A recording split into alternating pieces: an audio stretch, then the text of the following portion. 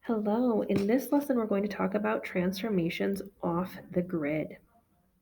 So I want to talk about the difference between transformations on the coordinate plane and transformations off of the coordinate plane. So when we talk about these are rigid motions. When we talk about them on the coordinate plane, we need for a translation to be given a direction, up, down, left, and right, and the distance, 5 units, 2 units, right?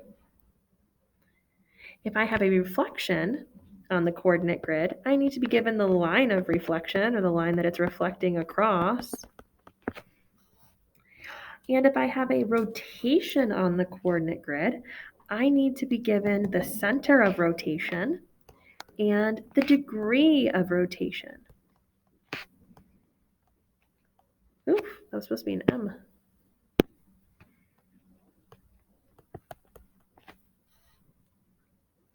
Now, all of these are a little bit different off of the coordinate plane. For a translation, we usually translate it by what we call a vector. And a vector is basically a ray, but it shows distance and direction in math. A reflection, if we do a reflection off of the grid, we need to be given either a line or a line segment that we reflect across. And for a rotation, we need to be given a center, and we're going to do some mapping, which is a little bit different than we've done off of the grid, but we have done it with congruent triangles. We've talked about mapping a little bit before. So now we're going to talk about translating. First, let's do this in isolation, I guess. We're going to write a rigid motion that will map ABC to X, Y, Z. So there are a couple ways to do this. The main way is you can state any two corresponding parts that go together. So we would first say translate by, and then we're going to pick some corresponding parts. So if A and X go together, you can say AX, and then you're going to draw a ray symbol above it.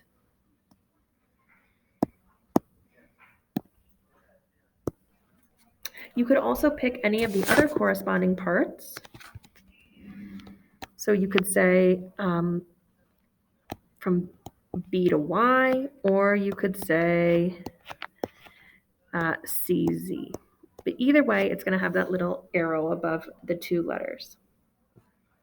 And basically what that's showing is that if I take A and I put it all the way over here at X, that they will be on top of each other.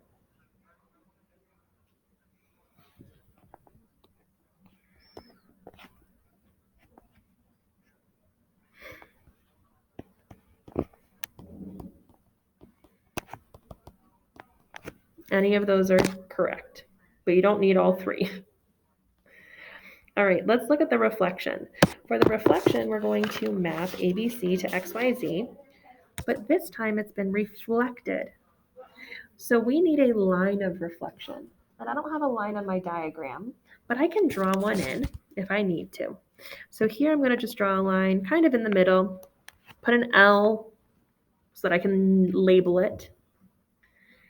And what I'm going to say is I'm going to say we're going to reflect triangle ABC across line L. That one was pretty easy. All right, now let's try a rotation. For a rotation, we're going to, again, talk about a center and talk about mapping.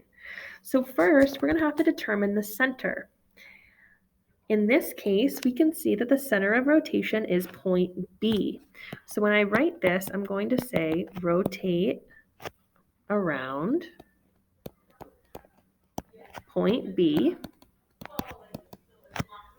Then to write the mapping, I'm going to write such that, or you could write so that if you want.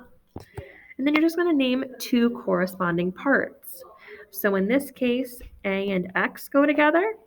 So you can say such that A maps to X.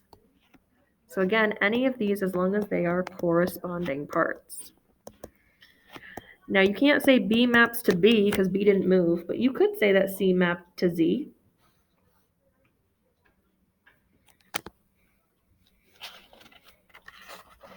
Now those are each of those in isolation, but now we're also going to do it all together. We're going to do a couple in a row. So sometimes you'll see something like this. Write a sequence of rigid motions that maps A, B, C to A double prime, B double prime, C double prime. Although in this case, these are not triangles. So this really should be A, B, C, D, E. Oops.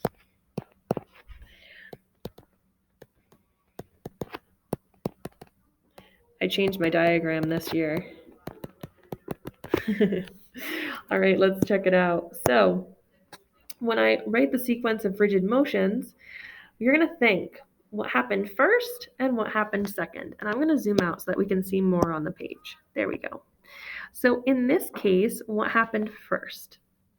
So first, it reflected because it went from A to A prime. So it reflected first. And again, we're going to write how it reflected or where it reflected. It reflected across that line segment. And let's just name it XZ. I don't know, XY, we could name it. Any 2 points. So we're going to reflect it across the line segment XZ. Then we're going to say what happened after. So now that it's down here, what happened next? Well, to me, this looks like a slide. And again, when we have transformations, a slide is a translation. And when we do a translation, we're going to state a vector. So where did it go? We're going to state two corresponding parts and draw an arrow. So from A prime went to A double prime, and you're going to do a little arrow like this. So again, just like the composition or the sequence off of the grid, on the grid, all we do is have a nice two-step sequence, usually only two. Let's do this one. This one's a little bit interesting because it doesn't have a piece in the middle, but let's check it out. So this one says we're going to write a sequence of rigid motions that maps ABC to JKL. So for me, I see that it slid over. It definitely needs to slide, and it needs to rotate. So usually on the grid, it doesn't matter in which order we do this. However, in the coordinate plane, or sometimes it doesn't matter, sometimes it does, but right now, right here, it kind of is easier to translate first. So that's what I always like to do. I like to do this in steps, and I like to say we're going to translate first. And we're going to translate by, and again, you're going to pick those two corresponding parts. Why don't we go from B to K? Because if I look at my triangle, B and K do go together. And I'm going to draw the arrow over the top. So from B to K, we're going to translate. Then we're going to rotate. Once it's on top over here, it'll look something like this, although this is a really rough sketch. What would happen? I would need to rotate around B, centered at B, because now B and K are lined up, so that C prime, in this case because I drew it in, maps to its corresponding part L.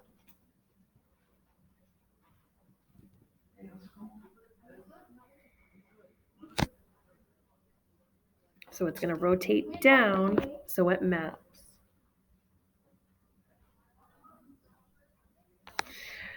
All right, let's try another.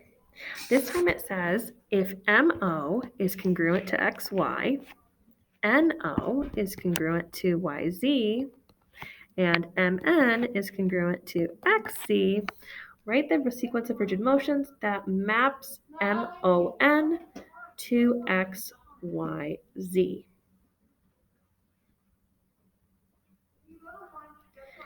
So first, like I always like to translate first. I don't know, maybe it's just me, but I like to translate it first.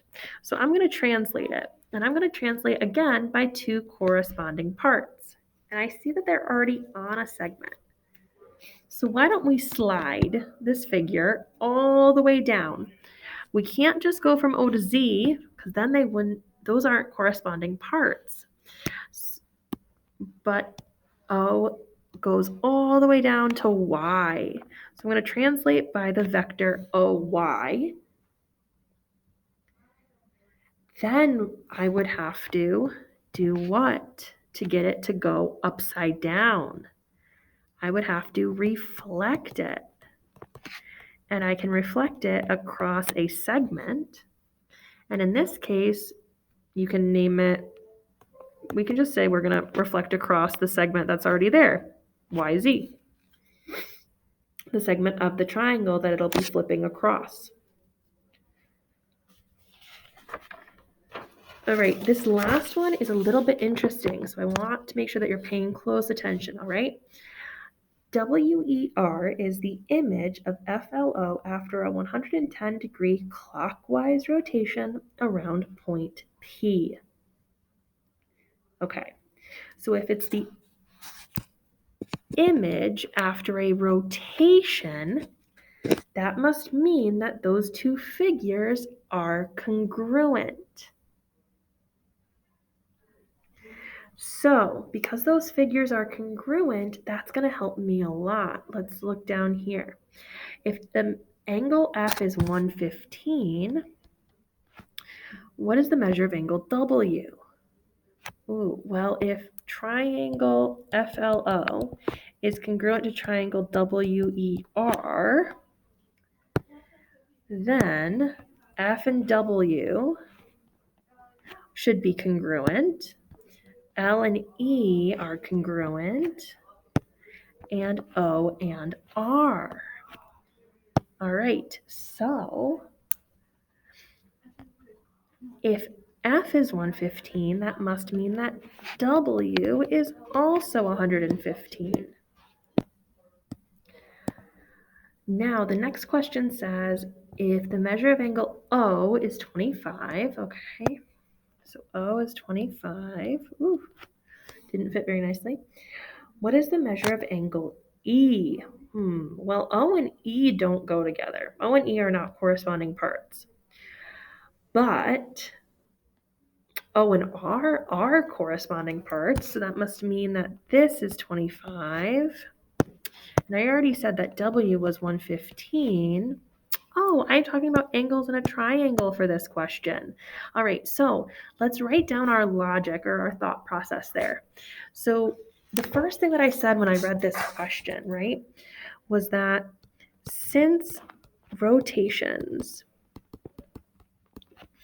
are rigid motions, and rigid motions preserve distance and angle measure,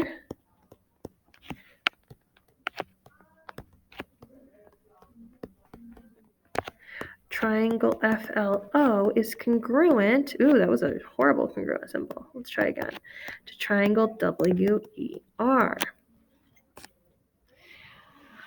So they're congruent triangles.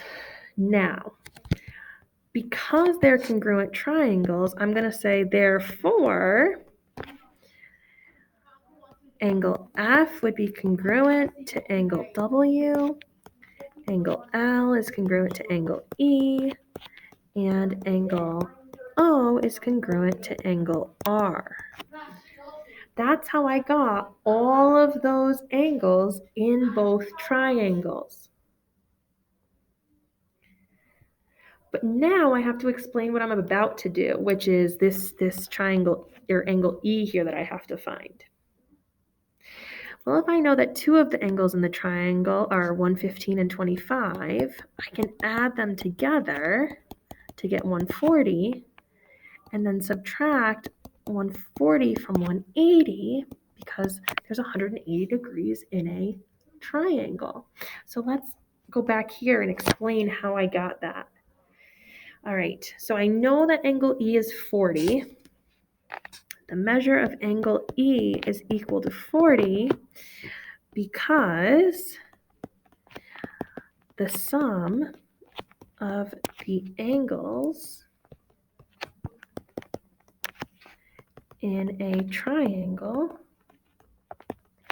is 180 degrees.